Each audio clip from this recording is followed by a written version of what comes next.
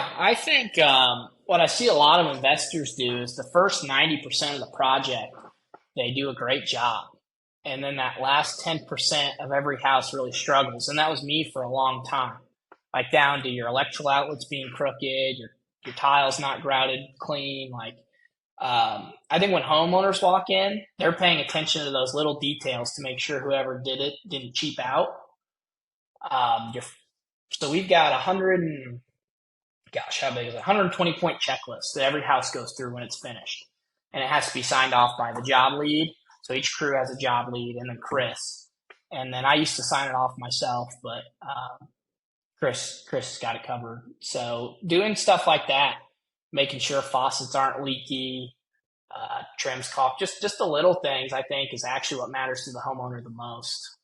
I've definitely noticed that as well because when I first started doing projects myself, it was in the middle of the COVID crazy time where the market was great, prices were going up, inventory was low, and you could really get by with doing pretty minimal rehabs, or maybe the quality isn't 100% there. Maybe it is that 90%, but because there's so few houses for people to buy, that's just what they got. So, you could get by with those kind of rehabs versus now it does seem like the market's settling down a little bit over the last couple of years. People are returning to normal standards of they want it to be nice. If it's quote unquote renovated, like we put on the ad, it needs to look renovated fully. So I've also noticed that myself of that last 10% is huge and people are starting to notice it and can ask for those fine tuning repairs at the end of one. Yeah, and they will. They will. Especially right now. We're getting we just got hammered with one of the craziest inspection lists I've ever seen, and we did a phenomenal job on the house too. So people are asking for that stuff. And a big strategy of mine too is, we don't. They're not the worst neighborhoods. We don't buy in the very best neighborhoods a lot of the time because that's where the deal flow is. So we do the houses really nice. They're getting granite, they're getting tile backsplashes, tile showers, tile bathroom floors, luxury vinyl plank, no carpet. I mean, all that good stuff.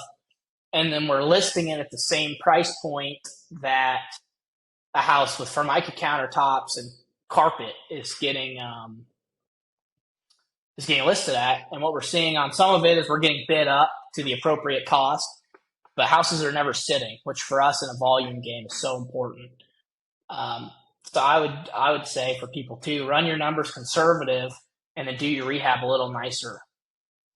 And that's gonna, like you said, keep the deal flow because you live or die by that deal flow. Because for you, you've got to keep those turning. If you've got properties sitting for a month, 2 months, or longer, I mean, your capital's tied up there, and it doesn't allow you to keep growing and keep that moving forward. So finding those advantages, like you're saying, to conservative on sale price, but over the top and nice, especially in these kind of areas, like you mentioned for the rehab, that's going to set it off and keep it moving. So I think that's it. That's a good strategy there.